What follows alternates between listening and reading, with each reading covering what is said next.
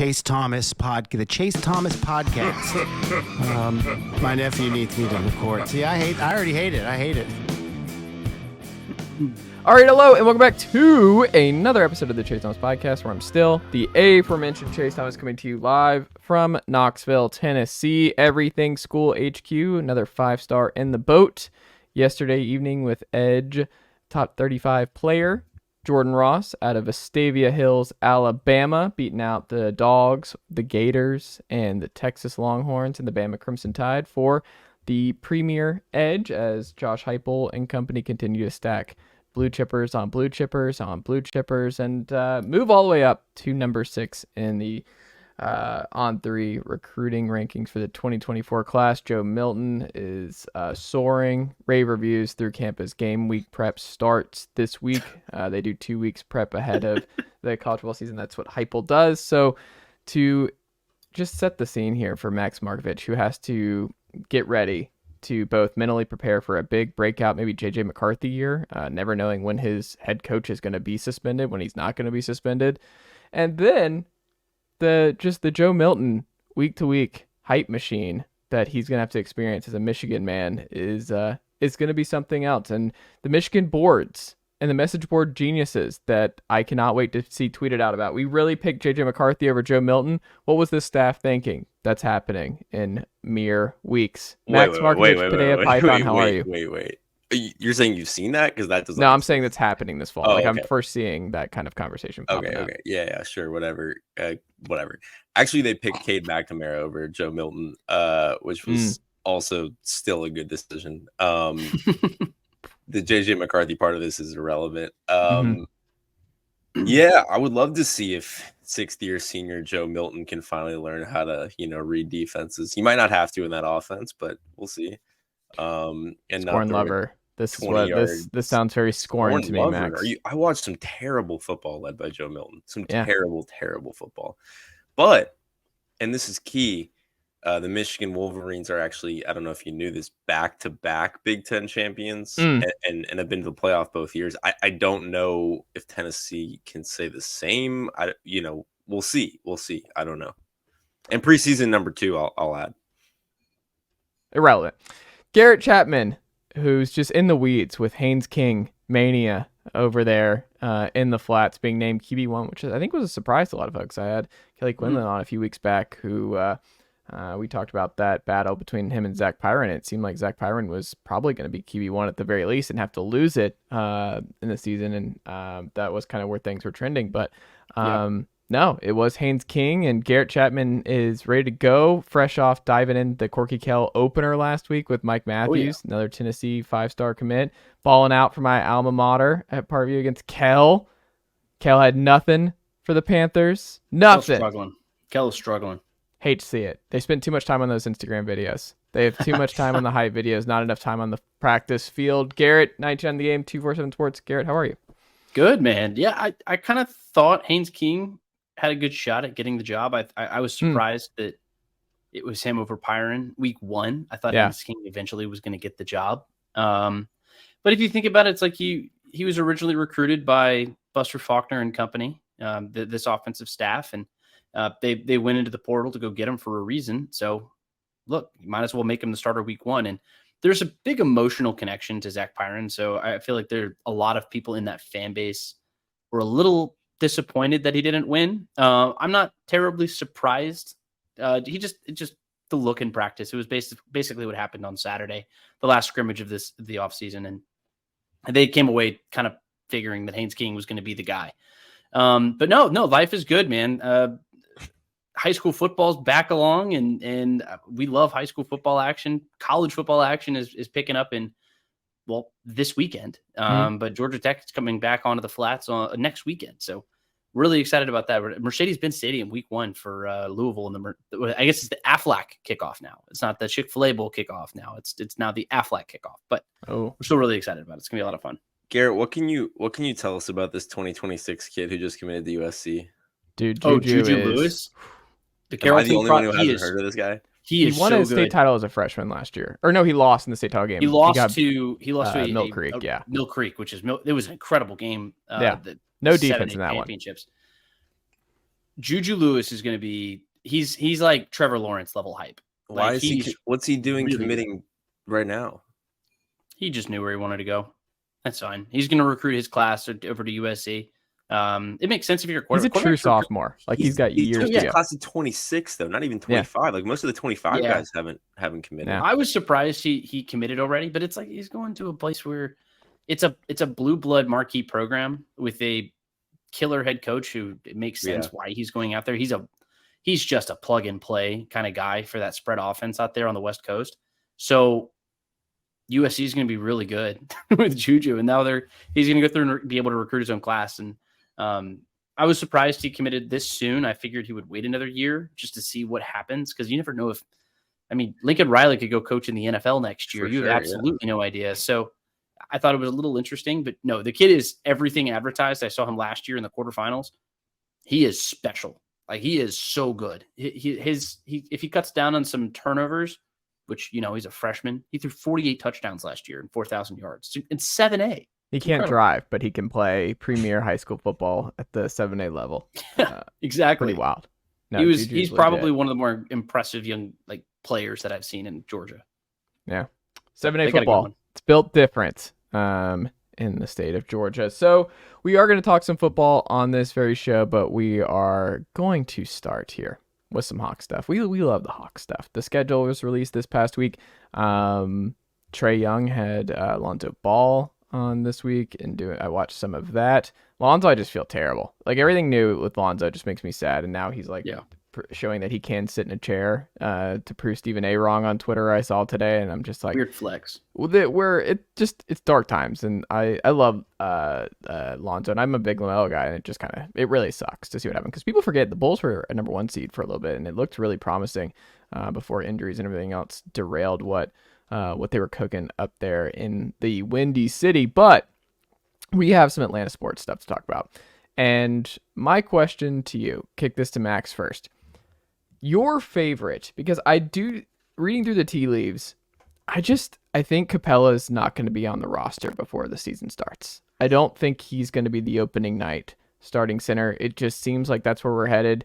I think if all things considered, if the Hawks were able, they would have already moved him this summer, maybe draft night. It seems like that's kind of where things are headed. But if you had to put together your favorite Hawks trade for Landry Fields, do his job for him, Max, what is the Clint Capela trade for you that would make you happiest? I don't have a good answer to this. First of all, I am glad. I'm glad you came around on the Capela thing. You've been saying for months that they won't trade Capela. He's Trae's guy. I believe last episode we had, you asked us what the percentage chances are he'd be on the roster to begin next year. I said 95% no. And then I also said I don't think he'll be on the roster to begin this year. Yeah. I just think they want to see a Kongwu. So, like, for me, the ideal trade would be like sort of a replacement level center and then like a first. If they could get a first out of Capela, which I don't know if they can. I don't. The thing with this team is, like, you don't want more depth pieces. So, like, you're not looking to turn Capela into like 2 or 3 depth pieces. You're looking for probably to recoup some future draft capital, and they're gonna need another center, right? I don't know if that team is Dallas. I haven't heard about whether that has become. I mean, I think that trade has been on again, off again all off season. So that's my best answer. But really, honestly, to me, any Capela trade is a good trade because it gives more time to Okongwu. What do you think, Garrett? I think he's right. I mean, you're not trading Clint Capela for anything less than a first round pick or something that's going to make you better right now. And I mean, I'd like the starting level, because I don't know what you're going to go get for him at this point. And he'd be part of a bigger package. That's kind of where I see him fitting in. He's just not a big enough piece to really justify moving if it's just a 1-for-1. Like, I don't know if he's worth a depth player, a depth center, and a first round pick. He may not be. I think he's a really good player, and I think he's got a good role in this team. But he's going to be involved with a number of other pieces if that's the move that's going to be made. Like, maybe a DeAndre Hunter, or maybe you throw in a Bogey, or I don't really know who else you would throw in there, but I don't want to see him go unless this team is getting better right now, because you've got a superstar entering his prime. And these are the types of years that you really risk souring your star, because if you just throw away basketball seasons, that's just a recipe for disaster. And we've seen it happen with players time and time again in the NBA. And I just really don't want to see that for Trae. I think this team is good enough as constructed to be a better basketball team this year, just with Quinn Snyder and a little bit more continuity and consistency at the top. But if you're trading Clint Capela, we better see a starter out of it. That's my only thing. I don't think they're going to get a starter out of it. And I don't even know if necessarily you need a starter for Capela. I'd actually just rather get 2 depth pieces. And I think the trade for me is the Mavericks. Luka loves the pick and roll more than any other superstar in this league. Harden used to be this role. It's Luka Doncic now. Like, you watch a Mavs game, that man is looking for 97 pick and rolls every single game. And it's just impossible to stop because there's nothing you can do with the Luka pick and roll when it's effective. And Clint Capela, we've seen what he's done with Trae, and it would be a seamless fit. I understand why there's a Mavericks interest there with their kind of dearth of guys, and Derek Lively is going to maybe be the long-term answer there at the 5 for Dallas, but you would like a placeholder, and I think Capela actually fits that really well and would be a seamless fit. I think it's Dwight Powell and Tim Hardaway Jr. for Capela. The money works. Hardaway's been a Hawk before. I think with the Wesley Matthews signing, with kind of what Quinn Snyder has done in the past, I think we're going to see a lot of high pick and roll basketball with 3 shooters around Trae.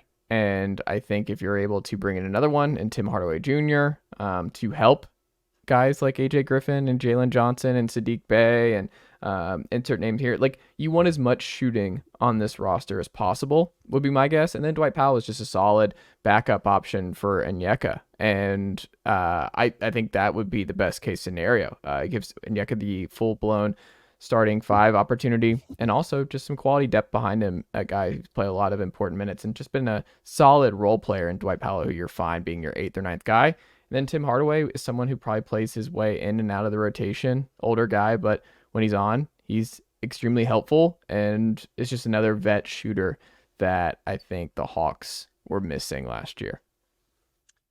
I just don't think Dallas does it, honestly. I get the rationale. Like, I kind of do think this team needs another guard a little bit. Like, yeah, the more I think about it, I think I need another guard. Like, I don't think it doesn't really seem like Buffkin's going to be able to contribute right away. They have AJ, obviously. Like, you can only count on Bogey for 55 games a year, maybe. And so beyond that, it gets kind of thin. But I'm also like, I don't know, like, the Hawks are weirdly one of the deepest teams in the NBA, like, in terms of like rotational guys who can play and who they want to play. And I just don't know if cashing in one role player / starter for 2 does much. Like, at that point, I'm maybe just like, I don't know. I think I would do that trade. Like, I think both of those guys are good, solid NBA players who improve your team. I just don't know why Dallas would. It also almost feels like a move to make a move. I don't really get a lot out of it. I mean, it's I like Max said, like, I understand the rationale. I know why you would do it. I know why both teams would do it theoretically. But I don't know how much better either team necessarily gets per se. Maybe it adds some depth. It just feels like a move to make a move to me. It just doesn't really move the meter too much. But I mean, that doesn't mean it's a bad move, but I don't know. It's just, I don't really have much of an opinion on it, truthfully. Is Capela an expiring this year, or does he have one more year after that? I thought he had 2 more years. 1 more year. So, okay. So he and Hardaway. He has this year and then next year, and that's it. Be on the same time frame. I think Hardaway's a free agent after 25. Yeah. No. Yes, they're the same. And then Powell is 3. He has 3 years total if you include this year. Yeah, he's making $8 million. Like, Hardaway's like, he's had a really interesting career, and has become kind of a guy that, like when he's on, he's really important for Dallas. Like, because they need guards like that who can sort of play both ways, don't need the ball, can spot up and shoot and be happy with that, but also can initiate when they do. Bill Simmons on his podcast mentioned this stat that Luka Doncic leads the NBA in field goals made without being assisted. At 84% of his field goals are unassisted. Yeah. That is stunning. So like Dallas just needs guys like Powell and Hardaway and Finney Smith filled this role when he was there, where it's like, just do your job, be there when things break down, make a three, rim run, and like let it be the Luka Get the ball show. to Luka. It's just kind of funny to me that like Luka gets none of the shit that Trae gets about like he's probably the highest volume usage rate guy in the NBA. They haven't won more than the Hawks, and he doesn't play much defense either. Yeah, I mean they're in the West. Trae Young missed the playoffs, he would be getting raked over the West on social media. In the West, media. it's a little different. I'll grant that, but like they have the same deficiencies, and Luka gets none of that shit. But that's not the conversation you wanted to have.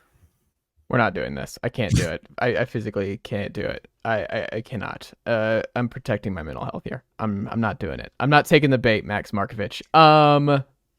However, speaking of like how we're feeling as a whole, feeling good or feeling great, this is something that I was thinking about as a whole. Like you see wide receiver one, like the Falcons put out today, like tight end one and wide receiver one with Kyle Pitts and Drake London. Garrett, are you feeling good or are you actually feeling great? And we're lumping Kyle Pitts into this discussion about the wide receiver room for the Falcons this year, because I've seen a lot more people talk about like the Falcons are going to be more balanced than people think, that it's not just going to be run, and that they are going to be closer to 50-50 or 60-40 in terms of run pass, deviation here. So what would you say? Are you feeling good or are you feeling great about the Falcons wideout options? Good okay. For sure. I mean, Drake London, I think, is going to be a stud. I think he fits this offense perfectly. Big bodied guy who can make plays. I mean, you saw what he did in his one drive last week. He made a gorgeous catch on the sideline. And I think it was almost underrated how incredible of a catch that was. And he got the knee down. It was just very impressive. I'm also going to lump in Kyle Pitts, like you mentioned, because Kyle Pitts was healthy. Kyle Pitts played last week, and I thought that was a little surprising. I was not expecting him to be in action in the preseason, no less. But seeing him and Desmond Ridder link up a few times was a good thing to see. With those two guys leading your room, and yes, he is a wide receiver. He's just a unicorn. I think we're going to finally see him be that unicorn again this year. I feel pretty good. And I would like to see a little bit more depth in the room. That's the only thing separating a good from a great. Like Matt Collins, I think, is another big-bodied guy on the outside. That's going to be fine. Cordero Hodge is fine. Penny Hart, fine. Scotty Miller, fine. Like, that's okay. Like, behind Drake London, it's not great. But Drake London is awesome. Kyle Pitts is awesome. Cordero Patterson, who I think is going to be lining up at wide receiver a good bit, or at least in the slot, he's pretty awesome. Like getting guys in space with some speed and athleticism, like a Bijan Robinson, that's going to help you a lot. That's kind of what I see this passing attack being. And then you throw it up to a guy like Drake London or Kyle Pitts or even a Jonnu Smith at the tight end position. But I think your pass catchers are pretty strong. Depth is a concern at that position, and I think it'll be something that they likely address in the coming years in the NFL draft. But for right now, I mean, I think it's pretty strong as long as they stay healthy at the top. Do you share that optimism, Max? Because it's not, he didn't go great. It's good, not great. If I can put on my Arthur Smith hat for a moment, like, oh, absolutely. It's kind of a fantasy football ass question, Oh, like when you line up the depth chart and you look at the depth chart, which the Falcons depth chart is hilarious. I love the way they handle that. Why is it hilarious? Bijan Robinson is the RB3 right now. Yeah. Kyle Pitts was like the tight end 5 his rookie year. Anyway, when you like throw it on a depth chart and you're like, oh, wide receiver 2, Mac Hollins, like he's not a wide receiver 2 in the NFL. Like that's not how they think. Like the the skill position players, the pass catchers I feel great about, right? Like, I feel great about Drake London. I feel great about Kyle Pitts. I feel really good about the way Jonnu Smith's going to fit in here. I feel great about Bijan Robinson as a pass catcher. Like, when Cordero Patterson's healthy, he is a great weapon to have. And then, well, we've just named like 5 guys, right, who are going to catch passes and be effective for this offense. So, like, yeah, having Scotty Miller as your third receiver on paper is not a great NFL receiving room, but that's not how they like approach this. And I think that's really important. Like, Nate Tice, who is obsessed with the Falcons offense, like obsessed, tweeted out some clips from the game. And he tweeted out 3 separate clips of 3 separate formations with the same personnel grouping. Like the exact same personnel grouping, just like 3 drastically different formations. Like, that's how they're going to play this year. Like, Kyle Pitts will be split out wide one play. He'll be inline one play. Jonnu Smith will be here. Drake London will be here. Bijan will be here. Cordero will be here. So, like, in the future, would I like for them to improve, the wide receiver room a little bit beyond Drake London? Mostly because, like, if Drake London went down, that would be like a real problem. Yeah, I would like to see that. But is it even like a top 5 priority for this roster for me? I don't think it is. I think it's fair. I mean, I see what you're saying. I mean, it's more of it's just a depth thing. That's really my biggest thing is just getting somebody behind Drake London. But I feel like when you're in the NFL, I mean, like, that's very consistent across most teams. Not every team is going to go be like the Miami Dolphins, who have Tyreek Hill and then Jalen Waddle as your other guy on the other side of the field. And also, like, if let's say Drake London got hurt, this team's going to carry like a million tight ends on the roster, right? If you wanted to just split Kyle Pitts out wide for a whole game because Drake London's hurt and have him play that X receiver and do the exact same things Drake London does, you probably could basically do that. Well, they kind of already do. Right. I mean, it helps to an that extent. Both of them rather than just one, but yes. It would. I don't know. But I mean, it's just depth. It's just depth. And that's kind of how I feel across most of these positions for the Falcons. Offensive line is another one of those teams or groups that I feel like it's like at the top, I feel pretty good. Like they're really, really good at the top.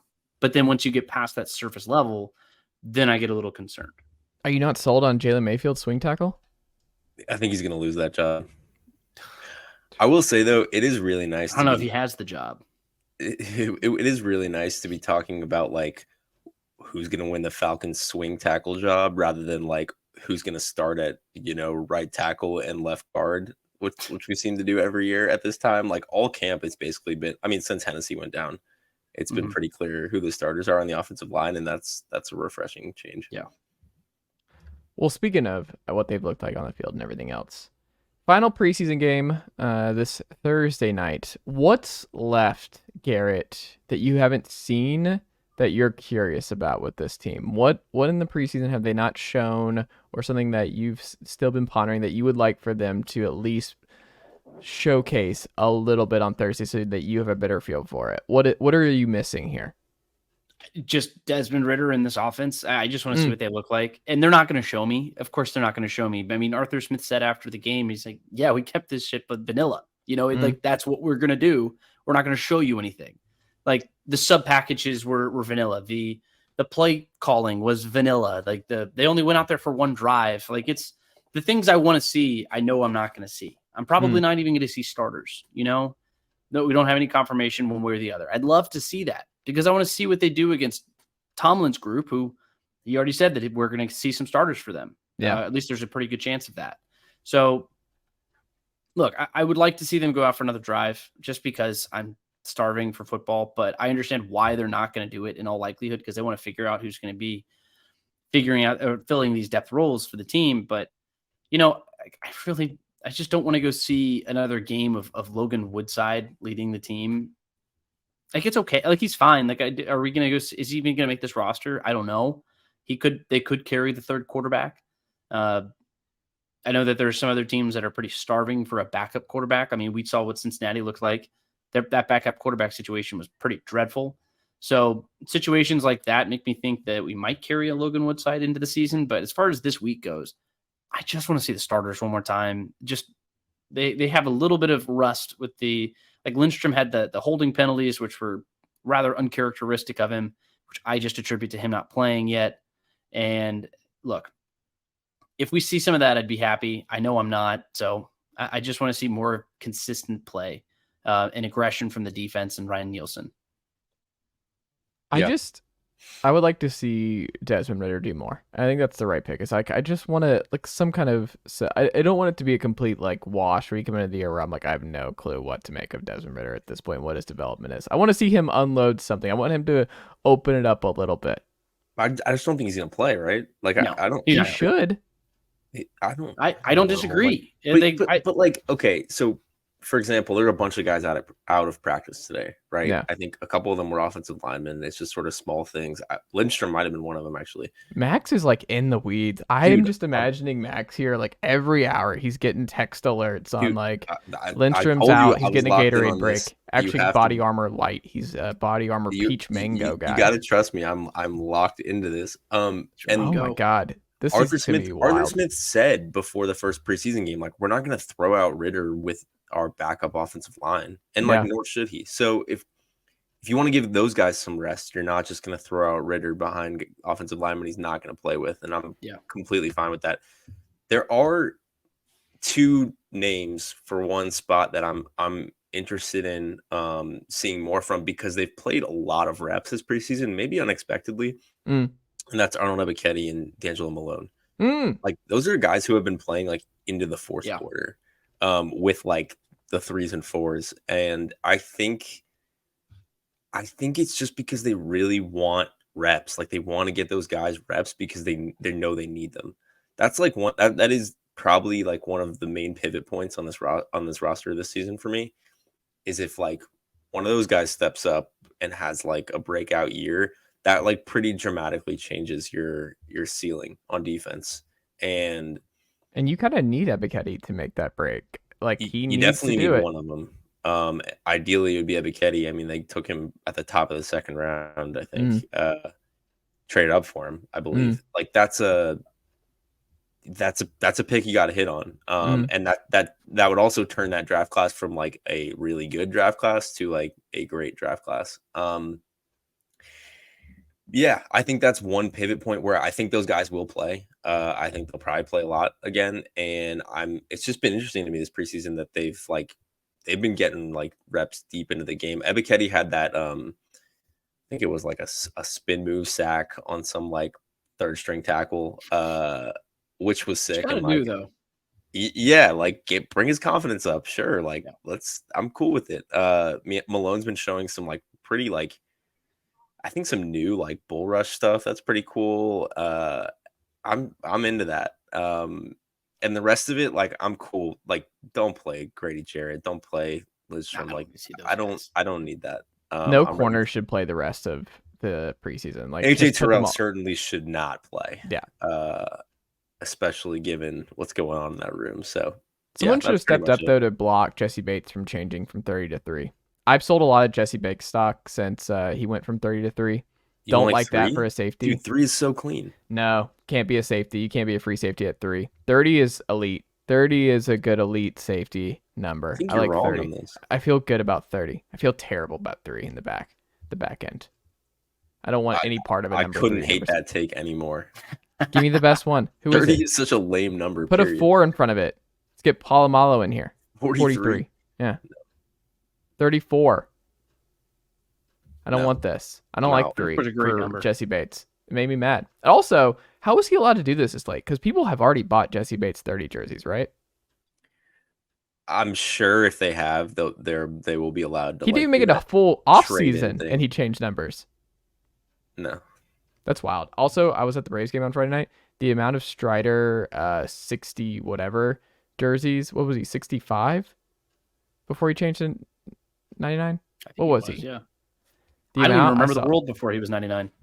Yeah, like multiple. I'm talking multiple Strider 65s. I'm like, oof, that just hurts. Like, you spend $100 and then he doesn't even get a year at that number, and he's number 99.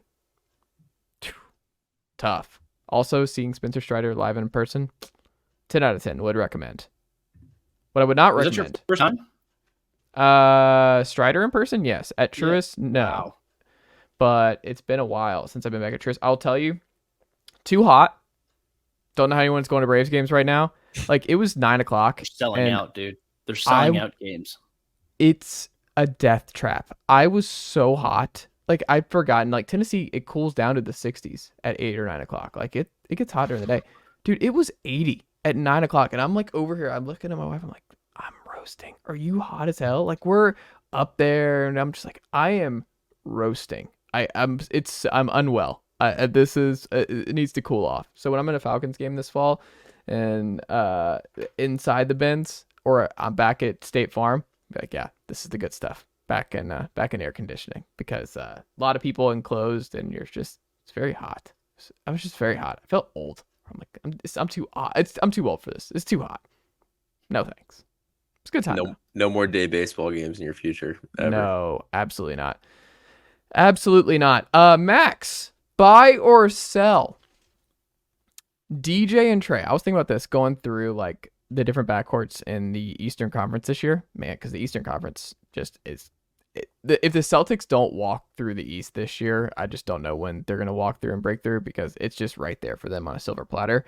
For the Celtics to win 60 games and be the best team in the East. Buy or sell, though. DJ and Trae form the best backcourt duo in the East this year. Are you buying that or selling it with it? Full year, full offseason, Quinn Snyder, full year with this group. Do you think they're actually going to have the best backcourt in the East? I'm trying to think about who I'm comparing this with now. I mean, it's not Boston. It's not Philly. Cleveland. It might not be Philly. It's Cleveland. It's Cleveland. That's the right answer, Garrett. I would rather have Garland and Mitchell. Would you? I think they work better together. Yeah, I think they're more complementary. I really like Garland too. Like I'm probably higher on Garland. Like I would trade Trae for Garland tomorrow. Ooh. Yeah, I would. I could do I it. really would. Mm. I didn't know that was that controversial an opinion. He's just like Trae's still a number 2, potentially on a title team. Like, how can Trae ever be a number 2? His skills don't like align with that. I mean, he could be a Kyrie on a title team. Kyrie was playing with LeBron. That's what I'm saying. He's a number 2. Like it's the right situation. Like you saw it. Like if you put Trae with like Kevin Durant, Jokic and Phoenix, and or Jokic, yeah, he could do what Jamal Murray did in the postseason. He could. You're right, but I think Jokic could win a title with like a lot of. I'm not disagreeing, but I'm saying there's a path. It's just the path is not Trae being the best player. I get what you're saying. But if Garland, I think is the 3rd best player on a title team. I don't know. I don't agree. Like I think I also think there's a question here of ceiling too, which like I think Trae, like we know who Trae is, and he's a really, really good player. I think Garland, there's still more in there. I wouldn't even take Garland over Brunson. I would take Brunson. Know. I could see it. Regardless, Donovan Mitchell is significantly better than Dejounte Murray as a basketball player. I don't know. That's a fair take. I also think like the advantages that Dejounte gives you as a defender are kind of just like offset by Trae as a defender, right? So like if you were trying to say Garland and Mitchell are pretty weak defensively and they're kind of bailed out by Mobley and Allen, well, like Dejounte and Trae as a duo aren't that much better defensively. But yeah, I would take Cleveland. But I think that's it. I don't. Is there a path, Garrett, to them having the? I think there is a path to them actually being. And what does that mean? Like if we're in February and DJ and Trae are both all-stars, because if this is the case and they're both all-stars, like if they're the best backcourt in the East this year, that means they're both all-stars. What does that mean record-wise? Because could that mean with the Sixers kind of imploding here this offseason, the Bucks having some injury questions? You look at the top of East, kind of topsy-turvy at this point outside of Boston. Is there a path that, if that's the case, they're a 2 or 3 seed potentially? Well, yeah. I mean, if they reach their full potential in that backcourt, they're the best duo in the Eastern Conference. Of course they are. If they reach that potential, just because Trae Young at his very best is one of the best players in the NBA, especially at point guard. Like when he's playing his best basketball, like if you look at what he did in 2021 in that playoff run, like if he's just that guy, like he shoots efficiently, he makes his baskets, and he's assisting at a high level, he's one of the best players in the NBA. But the problem is he's not that most of the time. Most of the time he's chucking up bad shots and his efficiency is very low, and he gets frustrated, and sometimes he hogs the ball a little bit too much. And I like, look, he just has his frustrations, and I have my frustrations with him. But when he's playing at his highest level, he's really, really good. I agree with Max. Like, I'd take Cleveland on like a standard playoff, or not a non-playoff game or series or whatever. I would take those two in just a regular season contest. But I think we saw in Boston what a Trae and Dejounte duo could look like when they took Game 5.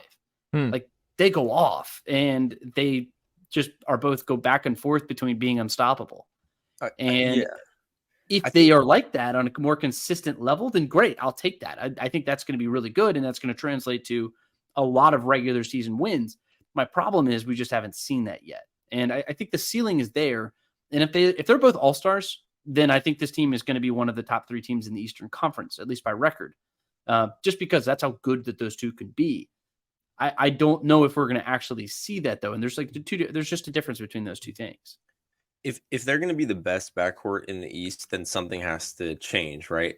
And I think there's a pathway to what changes. I think with DeJounte's always been a better off the dribble shooter than catch and shoot, right? If through Quinn or from some other way, like, he becomes a better catch and shooter, like, that would change a lot.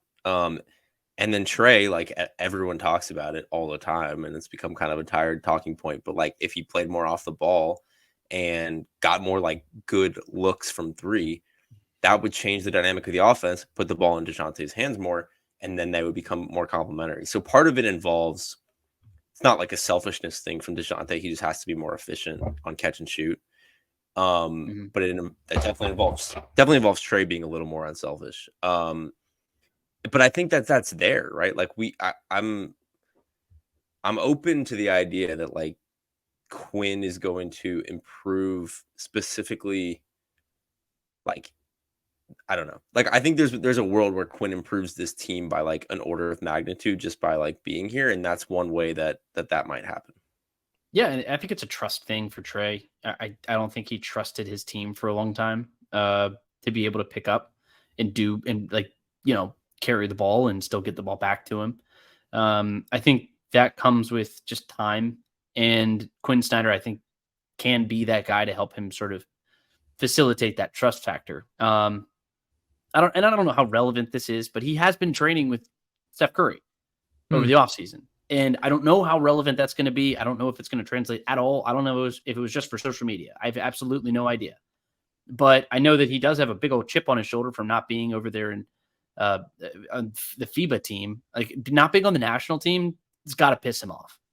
And hopefully we see pissed off Trae. I love pissed off Trae, because whenever he has that big old chip on his shoulder, when he's not trying to do too much, if you can combine those two things, if Quinn Snyder can do that, Trae can be a really good player. And I mean, like, one of the best players in the NBA. If, like, you can combine that 10-ton chip on his shoulder with him trusting his offense and trusting his team and playing within the flow of the offense and not shooting a damn 40-footer, just taking the ball up the court, then he can be really damn good. And the thing is, if he's that, I think DeJounte Murray gets better and the rest of the Hawks get better. And this team is one of the best teams in the Eastern Conference. They'll finish in the top 4. And I think him just embracing Quinn Snyder, and I think the point about Quinn, just like, there's just an upgrade there, where I think this is the best coach Trae's had to this point.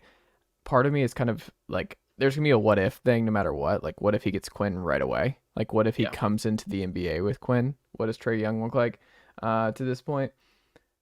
I think there's just going to be, I think the floor, Quinn's a natural floor raiser. So I just think part of me here in late August, I'm like, I think I'm buying some, like, they deserve the benefit of the doubt. And I think this roster is starting to look like a roster that Quinn can maximize. A lot of youth, still a move to be made with Capela, but, like, there's still a lot of high upside guys. And, like, Trae getting back to the best version of himself or playing a little bit better.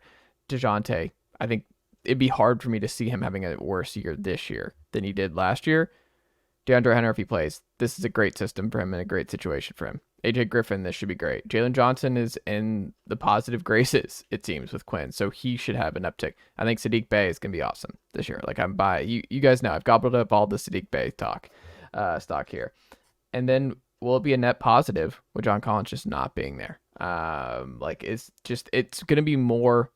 It's going to be kind of wild to see Trae in this iteration of the Hawks, where I just think there's going to be the most amount of spacing he's ever played with in Atlanta. And I think that's just going to make him better, at least on the offensive end. Also, like, it should be said with Trae, like, it does seem like this is the first coach he's, like, actually respected. I mean, that matters. Like, that matters a lot. And him talking about, like, I want Quinn to be my, like, Steve Kerr or whatever, like, it doesn't mean anything just by virtue of him saying it, other than he's willing to buy in. And like with the NBA, sometimes like that is everything. Or the guy's talented as Trae, like that's everything. He has to respect his coach, or like he's just gonna do his thing. And I don't know the extent to which they're gonna get a bump from Quinn, but I think they're gonna get some kind of bump, right? And so what does that look like? Part of it is your superstar being like, no, I'm all in on this guy, and like that trickling down to the rest of the team. So if Quinn Snyder tells Trae, hey, we need you to do this, and this more because you're going to get more of these kinds of looks, he's far more inclined to do it than if any other coach he's had in the NBA said it. Let's just say that. I like it. Garrett Chapman, what could the good folks check out from you and the team over at 929 The Game and 247 Sports this week?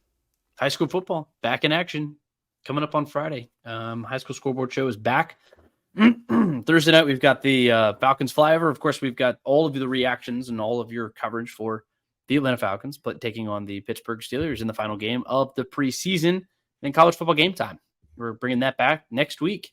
So we're and I'm kicking off the a college football game time podcast too. So that's gonna be really fun. Okay. I like it. I'm just excited to talk Atlanta sports again with y'all. Like actual games, like actual Falcons, Hawks games, and then Braves postseason games. Like when it really matters, because they're fighting through it. Like I can't have a take about the guy who got sent down after getting shelled last night. Alan Winans, you don't have a big take on Winans? Yeah, I don't. Garrett is paid to come up with these takes. Yeah, like I can't do it. Like there are Braves fans who get up online. They're like, "It's a disaster! Oh my god!" And I'm like, "It's late August. I'm good." Their team's really good. They've won 80 games. We got another game coming up right now. Yeah, we're fine. I'm not worried. We're fine. Not worried. Max Marcovitch lead on the Dodgers. Yeah, I'm not there. As long as we keep that, I'm fine. Yeah, I mean, Braves fans might actually lose their apps. The worst case scenario is Freddie Freeman winning an MVP over Acuna. That happens, you want to see a meltdown of epic proportions. Freeman finishing first over Acuna and Matt Olson would be, because they split the vote, like Olson and Acuna split it, and Freddie Freeman gets the most amount of first place votes and wins. Because right now, I think there is a case that it could, like, it's a coin flip between Acuna and Freeman. If he hits the 40-40 or the 40-90 or whatever the hell he's going to actually get, sorry, it's over. We'll see. If he hits 40-40, if he hits at least 40-40, he's got it. Period. Okay. It's over. He'll get it. I hope so. I do too. We'll see if he hits the home runs. I'll be logging on to twitter.com either way on that particular day. X.com. I'm not doing that. Max Marcovitch, I don't know how to plug for you. You're doing good work. Yeah, we can plug. I'm pumped about the Falcons. That's what I can plug. We know you're an absolute sicko. Let the good folks know that Max Marcovitch is so you're so emotionally invested. Like you're yes, I am. Yes, but also what we can plug is that if the good folks want to meet me in Ann Arbor, Michigan for a free Jim Harbaugh rally, we'll be taking to the NCAA over this ridiculousness. Maybe he should have cooperated. Like maybe he should have followed the lead of the University of Reason, the University of let's get out in front of this, the University of Honesty, the University of Tennessee. Didn't Tennessee delay Max, that? When the grills come out, at least make sure you got bacon on those cheeseburgers, okay? Come I on. mean, all that's left to do is just, I mean, it's just going to light a fire under the team even more. I mean, that's 15-0 coming real soon. Oh, wow. Garrett Chapman, Max Marcovitch, always a pleasure. And I'll talk to y'all next week.